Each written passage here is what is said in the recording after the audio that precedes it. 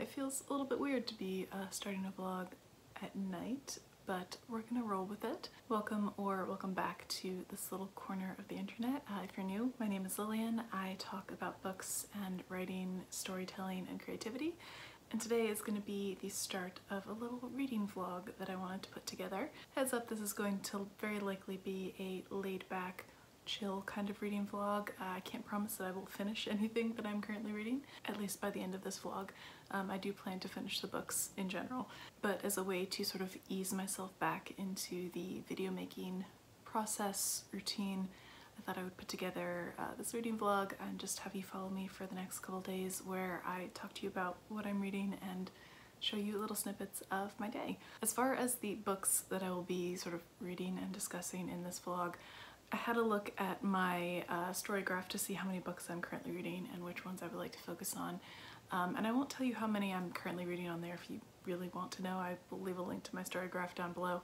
But I'm trying to make peace with the number of books that I'm currently reading and not have it give me anxiety. I'm gonna focus on the books that I can focus on for now, and I'll get to the others when I can.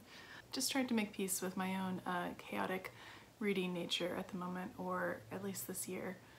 This year has just sort of been a bit chaotic reading wise. Good overall, I've read a ton of books so far, but chaotic. And again, I'm rambling, so let's actually talk about the books that I'm planning to read in this vlog, or at least mention and try to read in the next couple days. First off, we have two graphic novels from the library that I have checked out in ebook format. The first one being Be Kind, My Neighbor by Hugo Limbo. This was published last year by Silver Sprocket. The story is set in 1973 and we follow a traveling musician named Weg. And I don't know much more than that. I think I've read the first 2-3 pages so far, but I've heard this described as a queer horror fantasy romance, which sounds really cool to me, and the cover art is also what drew me in. It looks really unique and interesting. And the other graphic novel is Maggie the Mechanic, the Love and Rockets Library Locust Book 1. This is a compilation of some of the Love and Rockets comics that came out in the early 80s. I hadn't heard of them before I came across this collection and it piqued my interest. But this series is written by Jaime Hernandez and I believe 2 of his brothers. I've read the first few chapters of this compilation and so far it seems to have a really interesting sort of aesthetic or setting. It's definitely sci-fi and I think a little bit of fantasy thrown in there as well. If you are familiar with the sort of sci-fi aesthetic of Atom Punk, it kind of leaned towards that, but also having the characters have 80s hairstyles and clothes, and I'm finding it to be very spunky, very interesting, and very episodic, so kind of can dip in and out, which is nice. The 2 physical books that I currently have on my bedside table are one being Lady Chatterley's Lover by D.H. Lawrence. This came out in 1928 to a lot of scandal and immediate censorship and book banning for its frank portrayal of an extramarital affair featuring an upper-class English noblewoman. It also contains explicit sexual intimacy scenes, but I feel like by today's standards they are not very spicy at all. They are kind of amusing at most, at least to me. I'm about 30 pages in and so far it's kind of dragging. Personally, I'm having a hard time with some of the language being used around the sex and intimacy scenes. I'm having a hard time keeping a straight face, if I'm going to be completely honest. While I get that the language that is used in those scenes might have been very scandalous and erotic for its day, it's given me a chuckle. I'm not gonna lie, it's making me chuckle. And I'm having a hard time taking it seriously. Overall, I'm finding the writing and the story crafting itself to be kind of mediocre. So I'm not sure about this one. I'm waffling a little bit on whether or not I should continue, but we'll see. The other physical book that I have on my nightstand is Persistent Voices, Poetry by Writers Lost to AIDS. This was a compilation edited by David Groff and Philip Clark. I wanted to pick this book up in honor of Pride Month. I've had it sitting on my shelf for I think 2 years, trying to save it specifically for a June Pride Month. And so far it is both very emotionally heavy but also still seemingly very enjoyable. I think I've read the first 2 or 3 poets that are featured in this collection and have been enjoying dipping into that book on my lunch breaks at work. And then the final 2 books that I am hoping to get to, at least in part, during this reading vlog is Everybody Come Alive, a memoir and essays by Marcy Alvis Walker. I am currently reading and reviewing this book for NetGalley. This was published a couple weeks ago on May 30th, and I have 8 days left with the ebook before it corrupts, so I do need to get to finishing this book. Thankfully it is pretty short, as well as the following book I am reading and reviewing for NetGalley, and that is Young Queer America, Real Stories and Faces of LGBTQ+ Youth. This is a collection put together by Maxwell Poth. This book also came out last month on May 2nd. Maxwell Poth is a photographer who compiled this collection and took pictures of all of the featured youth, and each photograph is accompanied by a 2 to 3 page write-up by each of the individuals talking about their experience, their background, and just like the other book that I'm reviewing for NetGalley, the ebook of this, I have 8 days left with it, so I do need to be reading this one pretty quickly here. But yeah, those are the books that I'm trying to currently focus on and get through. I will take you along with me and share any of my thoughts, as well as some B footage of what I'm getting up to these days.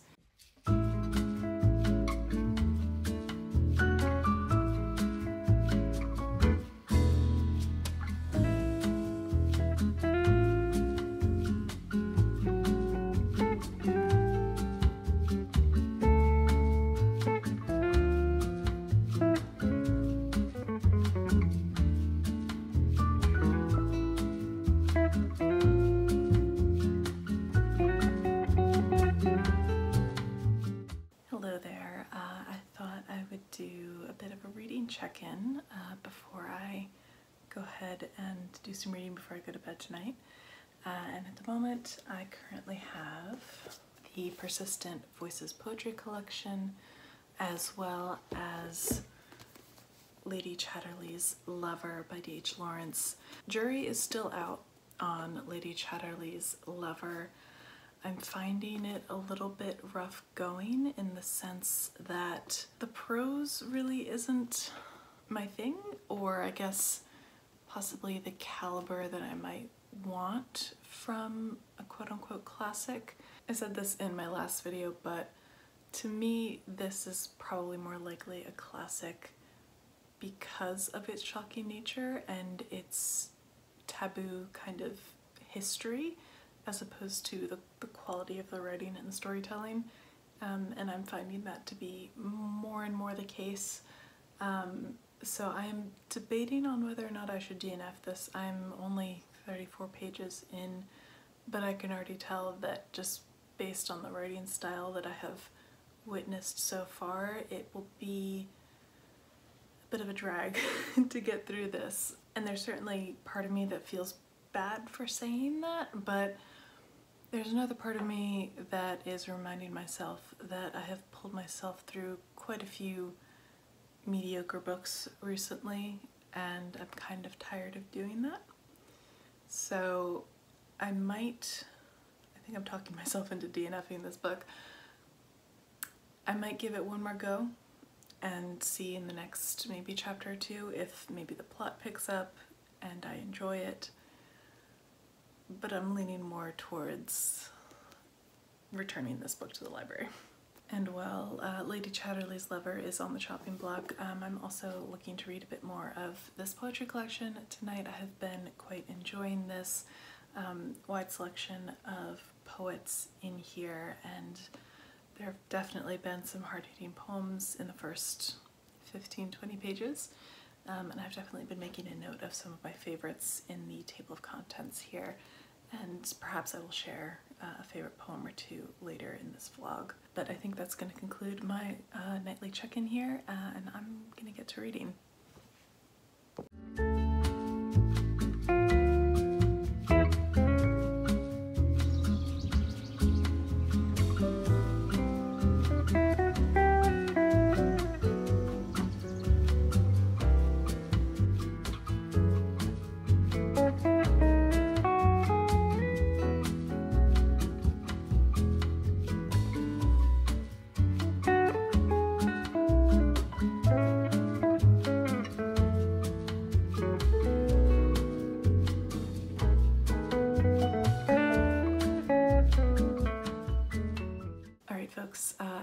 is high time that I give you a little update here on my reading and sort of close out this reading vlog. I have finished a couple books and I would like to be able to finish this vlog so I can get it out to you all. So first up, let's start with Be Kind My Neighbor by Hugo Limbo. This is a graphic novel that I read this past week, and it was very interesting and very unique. I don't think I have ever read anything quite like it. It definitely combines a lot of elements of psychedelia, folk horror, with an interesting twist of humor as well.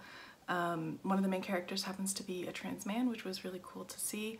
It's one of those stories that you just kind of have to suspend disbelief and go with it because it is a little bit out there. But once I did that, it was very enjoyable. Again, very unique. I don't think I've ever come across a story like this before. I will also give a heads up to anyone who might need it. There are some depictions of intimate sex scenes between two of the main characters. So if that's something that you tend to shy away from, I wanted to give you a heads up on that. The next graphic novel that I read is actually one that I didn't quite plan on reading this week, but I just ended up, I had it checked out for my library and I thought, hey, I would really like to sink my teeth into this one. And that is Bitch Planet Volume 1 by Kelly Sue DeConnick. I remember when this came out in 2015 and caused quite a stir on BookTube when it did. I really enjoyed it. I'm really looking forward to the second volume. I feel like quite a number of people have already read this book, so I think I'm not going to talk too in depth about it. But for those who would sort of like a taste on what it's about, it takes place in a speculative near future, and it definitely offers a good amount of commentary on the criminal punishment system as well as patriarchy and forms of oppression. So those are the two books that I managed to finish this past week. I've definitely made progress on a few others, which I will talk about now.